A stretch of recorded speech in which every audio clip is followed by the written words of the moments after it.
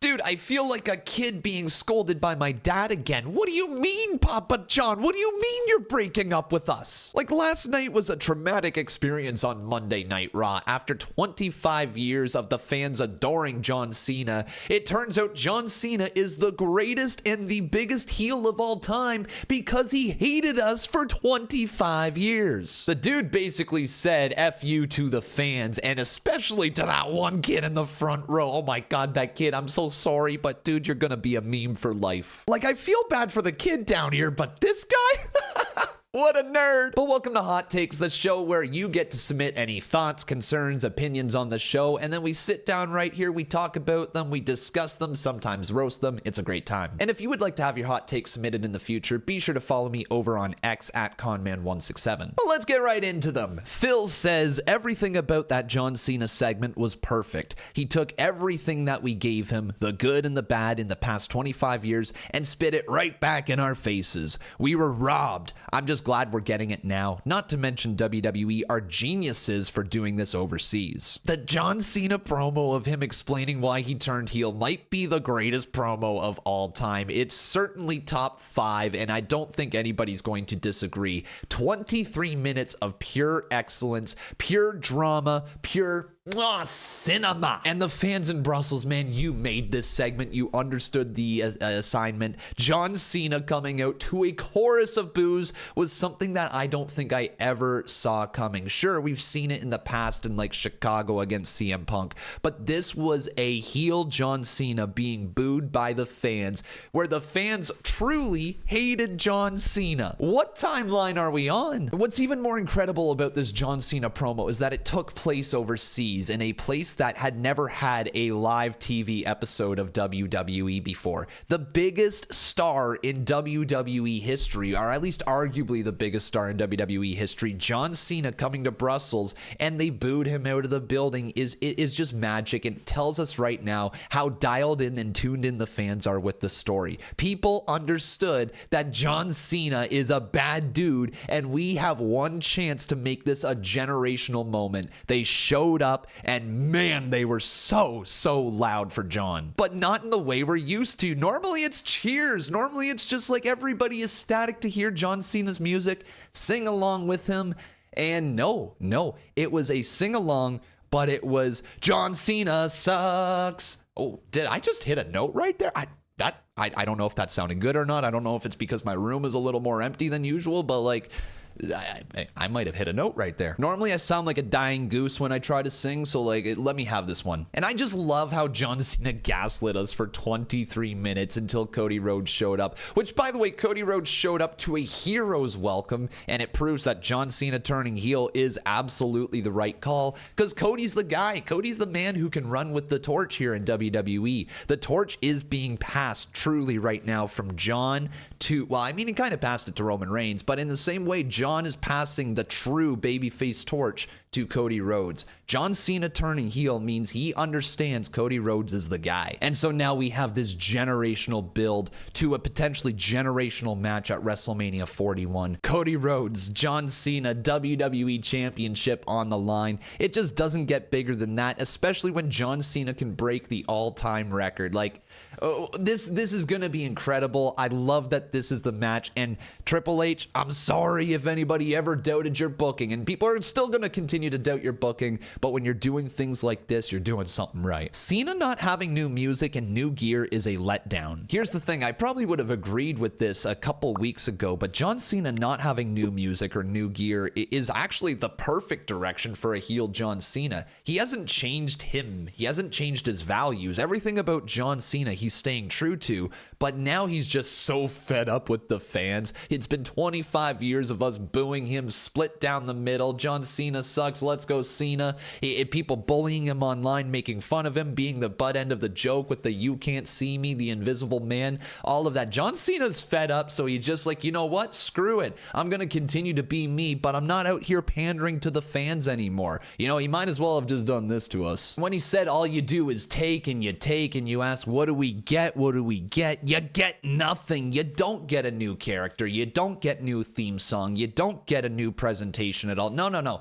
You get get the John Cena that you've been getting for 25 years, but now, he's just not going to pander to you. He's not going to be your good John Cena anymore. He's fed up. He's done with the fans. He's breaking up with us. It's just, in my opinion, it's such a creative way to turn a character, because nothing has really changed with John other than him being upset at us. And I think that's amazing. And now we need to explore a little bit more with what's going on with the final boss. And did he actually sell out to The Rock? And what does that come with? You know what I mean? Like, are we going to actually see a change in John Cena? Or does he stick to the Fruity Pebbles wearing shirt type of guy? I think he's actually going to stick to the Fruity Pebbles type of shirt, because his merch sales would be through the roof still, and John Cena's merch definitely moves very, very quickly. But it would just be hilarious to see him sell all this merch to his fans and then make fun of those same fans for wearing the t-shirt every time he sees them. I think it's a goldmine idea. John, you should still just wear a bunch of different t-shirts. Get a different color every week. People will buy it. But you know what also people can buy? My Patreon. We are now doing weekly Raw and SmackDown reviews over there with some actual footage to talk about the show and dissect it in real time. We also have a lot more over there. Lucha Underground watch along series, our main event watch along series, a match club. You get early access to the Conversations podcast, and so much more. Take a look here if you want to get an idea as to what the review will be like. Welcome everyone here to the first ever Patreon Raw review. My name is Conman167, and we just got finished watching this incredible episode of Raw. Let me take you back right to the very start here, where we heard John Cena get booed out of the building. So if you want my entire thoughts on the show, make sure you go check that out. Patreon link in the description below. Let's get back to the video. Braun versus Penta. Book it, Triple H. Dude, I need to see Braun Breaker versus Penta for the IC title at WrestleMania. I don't want some multi-man match around the title, okay? I don't need to see a ladder involved. I just need to see two wrestlers on the up that are going to go out there and tear the house down. And Braun Breaker and Penta are the two guys for the job. I think it will be one of the hardest hitting, best matches on the entire show. And if you let Braun Breaker and Penta go out there and just have 15, 20 minutes to tell an amazing story, build it up properly, let them hit each other as hard as they can, man, it would be magic. Like, this is the type of match you want for the Intercontinental Championship at a WrestleMania, something that the fans are going to remember and talk about as match of the night. Like, if there's anything that could be 5 stars coming out of WrestleMania in terms of match quality,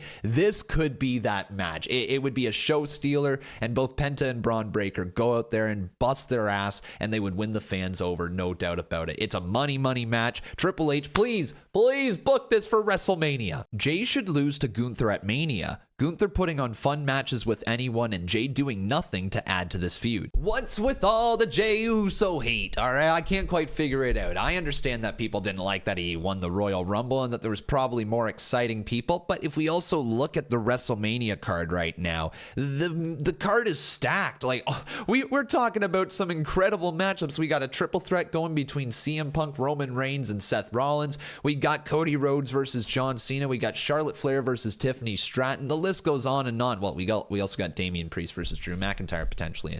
So, okay. But overall, the WrestleMania card looks very, very good. And Jey Uso challenging for the World Heavyweight title. I don't hate it. I get it that we could have a banger of a match with Gunther versus somebody else. Yeah, that's certainly a possibility. But also, Jey Uso gets the best reactions every single week. Jey Uso has the kids on their feet, yeeting all over the place. He's moving merch. I remember not long ago, before he won the Intercontinental title, fans were saying Jey Uso needs to be pushed to the moon. Jey Uso's a big merch mover. Jey Uso is over as can be. Why isn't he in the main event? He calls himself the main event player, but then is in the mid card. Like, fans, you gotta make up your mind. This dude is getting pushed. You asked for it. It's as Daniel Bryan said, fans be fickle. And like, I get it if Jey Uso isn't your cup of tea, all right? He's not necessarily the best in-ring worker that WWE has, but you also can't you can't really deny that the man deserves this opportunity. He's been there for how long, busting his ass in the tag team division, finally broke free in an incredible story with the Bloodline where he was one of the centerpieces, one of WWE's most successful storylines they've ever booked. Like, give the man a break, all right? Get off his ass for a moment. Let the man have one moment at WrestleMania and then see what happens after that, okay? He doesn't have to hold the title for 5 years. Just let the man yeet for a little bit with the title with confetti raining down, all right? Have fun. Just buy the dang glasses, do the dang hand movement, buy some popcorn, and maybe, go, if you don't really want to watch it, go to the bathroom, all right? I'm guaranteeing you everything is going to be okay. Jey Uso deserves this opportunity, all right? Yeet. What's happened to Austin Theory? He was once one of the best prospects WWE have had and seemed to be going to greater things 2 years ago after John Cena. Now he's been jobbed out to Jey Uso. They must split up A-Town Down Under ASAP. This will elevate Theory and Waller. We have been teased for, I don't know how long now for the potential breakup of Austin Theory and Grayson Waller. They seem to keep getting close to breaking up and then backing away from it, and then getting close to breaking up and then backing away from it. It could be because they're playing the long game here and they want the eventual split to mean something and have room for them to move up the card. And right now, let's face it, it's WrestleMania season, so there's really not a lot of room near the top of the card. But also, how long have we been saying that Austin Theory is ready to break free as a babyface star? He's starting to do goofy things backstage. But here's the thing. I think this is all purposeful for Austin Theory to be beloved by the fans when he eventually does turn babyface. If he's doing the goofy yeet stuff with Jey Uso, he's going to make some fans laugh and start to win them over. And if he's going to get beat up on TV and squashed in a matter of time, a minute, if that, to Jey Uso, well, there's certain fans that don't like Jey Uso right now, so they might gravitate towards Austin Theory and start liking him. I look at this as a slow build for Austin Theory to turn babyface. He's still incredibly young, same with Grayson Waller, so there's lots of time moving into the future. But I will also admit this, that A-Town Down Under as a tag team after that NXT championship feud with Oba Femi, they don't feel like a good cohesive unit. You know what I mean? They're not on the same page. And so that turn is coming. And eventually when the turn does come, I think Grayson Waller will run as a great heel. Austin Theory will run as a great babyface. And then maybe we start to see the resurgence of Austin Theory once again. There's really nothing wrong with him. He's a good promo. He's funny enough. He's likable. He's just caught in the wrong act at the moment. He's not a true honest heel, and he's trying to be a heel, and he's just not very natural at it. So it's time to break out of his shell, become the babyface, and potentially become a star in WWE. They clearly saw big things at one point in time. It's still in there. You just got to tap into it. I think the main event match should lead to Finn Balor leaving the Judgment Day and go solo with his old theme plus Demon Finn Balor. Also, the ending should lead to a ladder match for the IC Championship between Breakker, Penta, Dominik, Balor, Ludwig, and Sheamus. Please, no, I do not want a multi-man ladder match at WrestleMania for the IC title, please. Why did my voice get so high there? Let's talk about the first part. Finn Balor going back as a solo star might be exactly what's needed for Finn, and I'm not sure if it's a babyface run or if it's just a different run on his own. There's still something about Finn Balor as a heel that is captivating because he's such a great in-ring worker that he can go up against any of the babyface stars and give them a great match, but then he ends up taking the pinfall or the loss, and it feels like Finn Balor's chance to getting back to that world title scene or that WWE championship scene continues to move further and further out of his reach, and I don't know if there's any way to get back to Finn Balor as a main event player. A true main event player that you could see winning a title. Mid-card, absolutely. Him being a United States champion, him being IC champion, I could definitely see him potentially winning some more championships like that in the future. Tag team titles, probably some more in his future as well. And it does kind of suck with no JD McDonough right now. He's a little bit lost in limbo, but at the same time, we are building to something for Finn Balor, and that's a split from the Judgment Day, which he needs so desperately. The play might actually be to run Dominik Mysterio versus Finn Balor at WrestleMania. It gives Dominik Mysterio a big time match, and it also gives Finn Balor a big match with a lot of story behind it. I don't think a lot of people would hate it, but I could also see them easily lumped into some multi-man match as well, where they have issues at WrestleMania, and eventually that leads to the fallout of Judgment Day after WrestleMania, right? Maybe the Raw after Mania, Judgment Day splits up or something. But it certainly does feel like this rendition of Judgment Day with Finn Balor is coming to its end. Let me know in the comments, what do you think is in the future for Finn Balor? Is he splitting, going babyface? Is he going to stay a heel, still be with the group? Do they add another member? Let me know your thoughts. Joe Hendry appears as Jey Uso's tag team partner next week in Scotland against Grayson Waller and Austin Theory. It would be a crazy cool moment if Joe Hendry was the mystery tag team partner for Jey Uso, and if we got that incredible pop in Scotland, like that would be amazing. But I don't actually love this idea for the road to WrestleMania, because how does that add to the story of Gunther versus Jey? To me, the better option, and the option that will add a lot to this story and make it feel like more of a world title matchup at Mania,